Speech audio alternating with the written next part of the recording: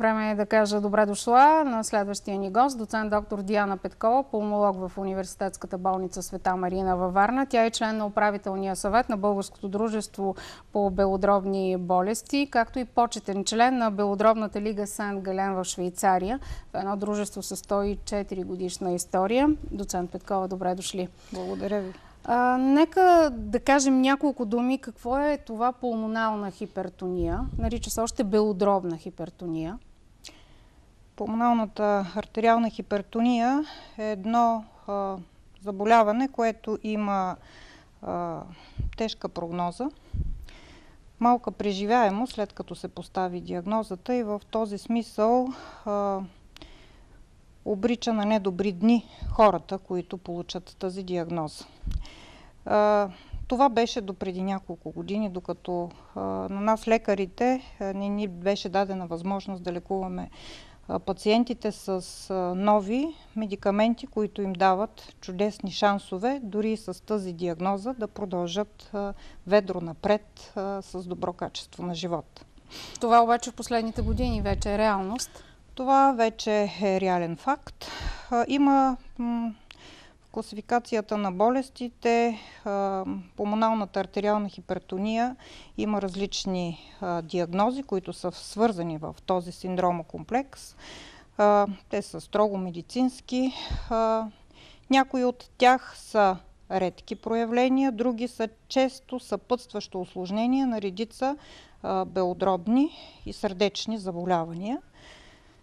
Последните години това направление в научната медицинска общност, в която работят специалисти по белодробни болести, кардиология, ревматология, е едно от най-революционните. Едно место, където се случват наистина положителни неща, където се направи революция. Тази революция е именно с въвеждането на новите медикаменти за лечение, които изключително много подобряват прогнозата на пациентите с тази тежка болест. Аз казах, че около 70 са българите, които страдат от този вид хипертония, така наречената пулмонална хипертония. Сега, надявам се, вече имаме телефонна връзка с председателя на Българското общество на пациентите с пулмонална хипертония. Това е госпожа Наталия Маева. Добър ден, госпожо Маева. Чуваме ли се? Да, добър ден на вас и на доцент Петкова, както и на вашите зрители. Най-важните въпроси, които отстоявате вие като пациентска организация? Два са основните въпроса в момента, които бих отправила към доцент Петкова. Първият от тях е дали счита, че в момента в България се прилага адекватно лечение за пациентите с пулмонална артериална хипертония, съобразено с изискванията, залегнали в европейския гайдлайн. И вторият ми въпрос е дали тя би подкрепила нашето искане като пациентска организация за спешно въвеждане на интравенозна терапия за пациентите, тъй като това е единственият мост към белодробната трансплантация. Конкретна беше госпожа Маева. Да отговорим, доцент Петкова, може би. Да, аз много благодаря за тези въпроси на госпожа Маева, защото те вълнуват пациентите, но вълнуват и нас лекарите. Естествено, в нашата клинична дейност ние се уповаваме на това, което експертите в света постулират с препоръките си по отношение диагностиката и лечението на всички заболявания. Смея да твърдя, че в нашата болница, в нашия център, тези препоръки се спазват. Ние работиме по тях, по отношение на диагностиката и прецизирането на пациентите с пулмонална артериална хипертония. А това, вярвайте ми, не винаги е леко, защото тази диагноза, когато касае идиопатичната пулмонална хипертония, а именно тя е формата на артериална хипертония, която се повлиява най-добре от съответното лечение. В момента говорим за това заболяване, за тази част от болестта, от синдромокомплекса. Тя е диагноза на изключването. Тя е рядка болест, но както анонимо се казал, когато редките болести са толкова по-чести, колкото по-често мислим за тях. Така че не е толкова рядка. Вие вече назовахте 70 пациенти в България, които се лекуват от това заболяване успешно. Резонен беше въпроса на госпожа Маева дали в България се спазват препоръките на Европейското дружество по кардиология и белодробни болести, които указват как да се лекува болестта. Аз бих отговорила така. За последните 4 години изминахме дълъг път.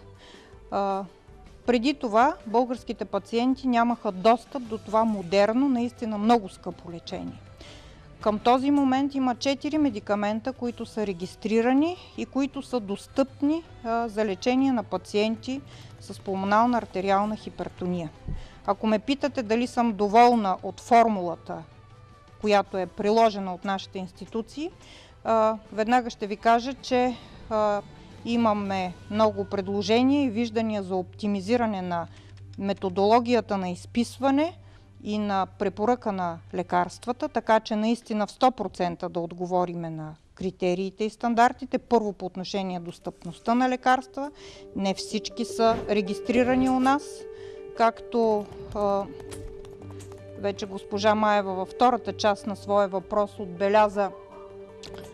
Медикаментите за интравенозно приложение, които са част от лечебната схема, не са достъпни. Аз също бих желала нашите пациенти да имат онези възможности, които имат пациентите, които съм виждала в Цюрихския център, където ние сме се обучавали с колегите от клиниката, с който имаме достатъчно добри връзки, но това е въпрос на време и на средства, естествено.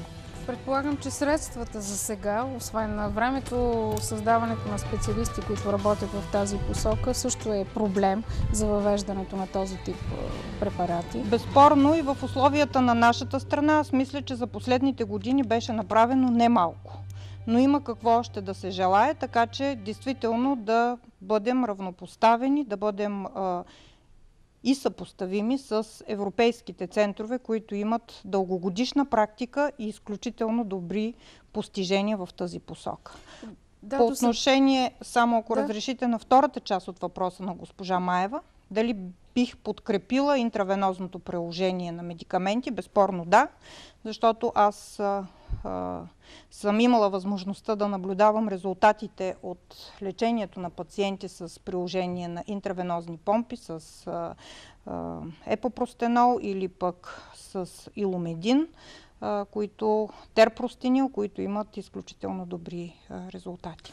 До тук ние обсъждахме темата главно за пациенти, които вече е диагностицирано това заболяване, но нека да отгърнем малко още и така да разширим информационната част. Каква всъщност е клиничната картина? Питам ви за симптомите, за тези, които усетят, какво трябва да усетят и има ли достатъчно добри специалисти, пък които могат да разпознаят симптомите на това заболяване? Благодаря ви за този чудесен въпрос, защото може би разковничето за добрата диагностика е именно тук, за откриването на тези пациенти, защото те са много повече от тези, които се лекуват в България. Проблема доскоро беше малко познат на специалистите, малко се мислеше. Твърдя, че и към момента малко се мисли в тази посока. Резултати от едно проучване, което правихме на територията на Варненския регион, показва, че диагнозата е отложена във времето между 3,7 и 4 години от старта на симптомите. Това забавене говори само по себе си. В този период от време пациентите преминават в следващ функционален клас на заболяване, където възможностите за реакция и продължителността на живот са по-малки, ако не се вземат съответните мерки към този момент. Напоследък обаче, мисля, че в България научните дружества и по кардиология, и по белодробни болести, и по ревматология направиха необходимото, за да информират специалистите, които са пряко ангажирани с диагнозата на това заболяване, да напомнят за болестта, да бъдат преповторени алгоритмите за диагностика на заболяването, така че за тази рядка болест да се мисли, когато в кабинета или в клиниката попадне пациент с подобни оплаквания. Питахте ме какви са симптомите. Те са неспецифични. Най-често пациентите имат симптом на задух при физически усилия, който се явява, и имайки предвид неспецифичността на този симптом, те могат да попаднат при различни специалисти. Могат да попаднат при специалист по белодробни болести, тъй като астмата е по-честа болест, да се мисли за астма. Могат да попаднат в клиника по кардиология, ако имат други оплаквания, други симптоми, да се мисли за друга болест, или при кардиолог в доболничната помощ. Могат да попаднат при ендокринолог, какъвто случай сме имали, и той да лекува ендокринологично заболяване, докато се стигне до един момент, в който се направи ехокардиография и се установи високо налягане в белодробната артерия. Поради тази причина е важно, когато имаме и най-малко съмнение, когато диагнозата или симптомите не отговарят в 100% на онова, което търсим като диагноза, да имаме предвид и това, макар и рядко заболяване, което обаче може да бъде факт при този пациент. И колкото по-рано се диагностицира, толкова по-добри са шансовете за пациента. В центъра, в университетска болница Света Марина, колко са пациентите, които вие обслужвате, консултирате? Първо искам да кажа, че за първи път в България специалистите от Света Марина, пулмолози и кардиолози, за първи път направихме таргетното лечение. Новите медикаменти, още докато те не бяха разрешени с тази индикация в България, за лечение на пулмонална артериална хипертония. Това беше, може би, преди около 8-9 години, може би и повече. Точно не мога да си спомня датата. От тогава пациентите, които сме скринирали, са повече, може би около 20-30, но до този момент 9 са тези, които сме лекували. В момента имаме 5, които наблюдаваме. Казахме, че вече има достатъчно и ваши подготвени колеги. Казахме и за симптомите. Къде обаче, освен тук във Варна, при вас може да се потърси специализирана помощ? Къде другаде съществуват такива центрове? С съответните разпоредителни документи са структурирани с заповед съответна на Министерството. Има 4 центъра, доколкото на мен ми е известно. 3 са в София, 2 са работещи, за 3 не съм сигурна. Националната кардиологична болница, при доцент Велчев е другия център в София, и 3 в Света Марина във Варна. Това е единствения извънстоличен център? Единствения извънстоличен в страната, където заедно с доцент Йотов, доцент Георгиев, които са кардиолози, с помощта на колегите от клиниката по ревматология, работим в тази с доцент Кадинов и неговия екип, работим с тези пациенти.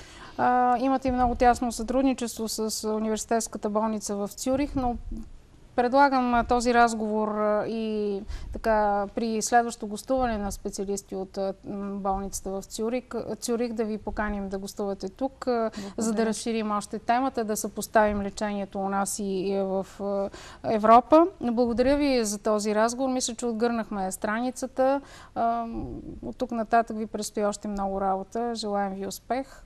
Много ви благодаря за тази покана и за тази тема, защото който веднъж се е срещнал с пациент с пулмонална артериална хипертония, или поне за мен е така, но мисля, че и не само за мен е така, е станал съпричастен с този проблем, и смея да твърдя, че тези болните с подобни проблеми са навлезли дълбоко не само в нашето професионално ежедневие, но и в душите ни. Ние сме съпричастни с този проблем, защото е тежък и е предизвикателство да помогнем на хората с това заболяване, колкото е във възможностите на медицината към днешния ден. И кораж ви дава това, че всъщност това, че те преживяват вече повече от 5 години, както е било в началото на тази болест, сега този срок става далеч по-голям. Това ви дава надежда. Има от нашия партньорски център нови данни, които бяха коментирани, че при 4-на медикаментозна комбинация, 5-орна понякога те правят,